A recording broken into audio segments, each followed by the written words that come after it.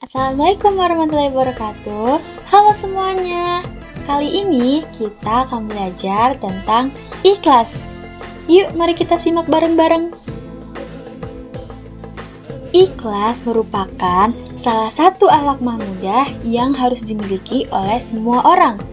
Secara sederhana, ikhlas adalah lawan dari riya, yaitu kita melakukan segala pekerjaan ataupun ibadah hanya semata-mata karena ingin mendapatkan ridho Allah SWT. Sementara riya yaitu melakukan suatu amal perbuatan dan ibadah karena ingin mencari penghargaan dan juga pengakuan dari manusia.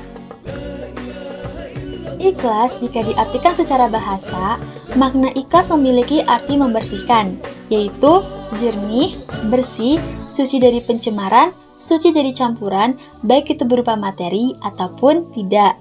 Selain itu, ikhlas juga bisa diartikan secara istilah, di mana artinya adalah membersihkan hati agar menuju kepada Allah. Dengan kata lain, dalam melakukan ibadah, hati kita tidak boleh menuju kepada selain Allah.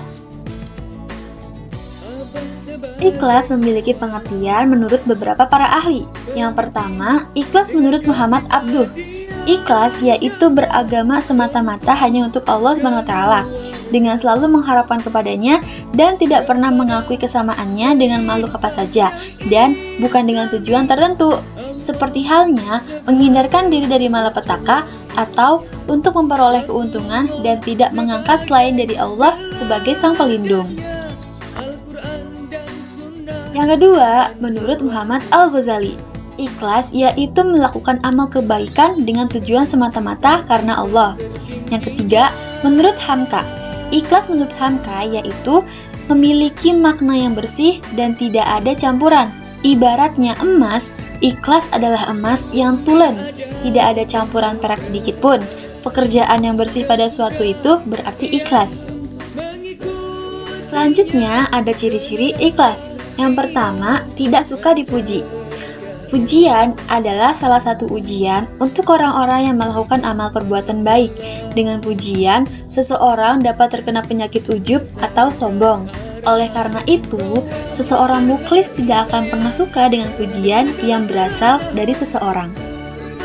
Yang kedua, yaitu tidak berambisi menjadi pemimpin. Salah satu kelebihan dari seorang pemimpin yaitu dihormati dan disegani oleh banyak orang. Dengan kepemimpinannya, seseorang akan lebih mudah menjadi sombong dan congkak. Yang ketiga, mendengarkan nasihat. Di dalam sebuah pepatah Arab mengungkapkan, ambillah hikmah pelajaran meski dari mulut binatang. Orang yang mukhlis akan senantiasa menghargai orang-orang yang menasihatinya. Yang keempat, menganggap sama pujian dan hinaan. Kewajiban seorang muslim yaitu melakukan perintah Allah dengan baik sebagai salah satu tanda penghambaan kepada Sang Pencipta. Seringkali, apa yang orang lakukan memperoleh pujian dan juga hinaan dari orang-orang sekitar. Sementara untuk seorang mukhlis, pujian dan juga hinaan adalah hal yang sama. Selanjutnya yaitu tingkatan ikhlas.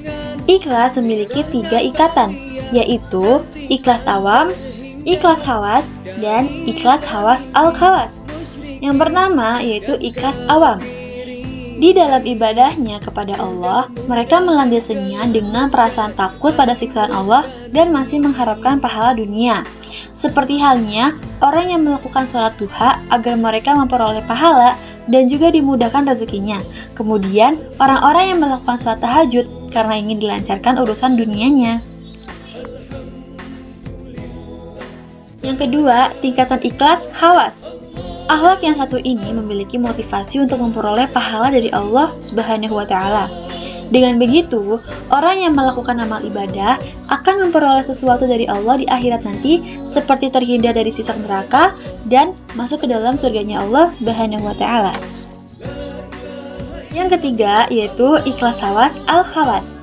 Ikhlas yang satu ini adalah suatu bentuk pengabdian dari seorang hamba kepada Allah disertai dengan kesadaran penuh bahwasannya seorang hamba sudah seharusnya mengabdi kepada Allah dengan cara melakukan perbuatan dan amal ibadah yang dilakukan karena mencari ridha Allah dengan sebenar-benarnya. Amal ibadah yang dilakukan oleh seorang mukhlis semata-mata hanya untuk mencari ridha Allah tanpa adanya hasrat untuk mencari perhatian ataupun ketenaran di hadapan makhluk lain. entah itu berupa pujian atau sejenisnya. Yang terakhir ada contoh dari ikhlas. Terdapat beberapa contoh yang dapat kita ambil hikmah serta pelajarannya. Yang pertama adalah saat seseorang sedang bekerja lalu mendengarkan azan zuhur. Setelah itu, ia langsung bergegas pergi ke masjid untuk melaksanakan sholat zuhur. Namun, hati dan juga pikirannya dilatar belakangi karena ia ingin menghindari pekerjaannya itu. Maka, orang tersebut tidak dapat digolongkan ke dalam orang-orang yang ikhlas.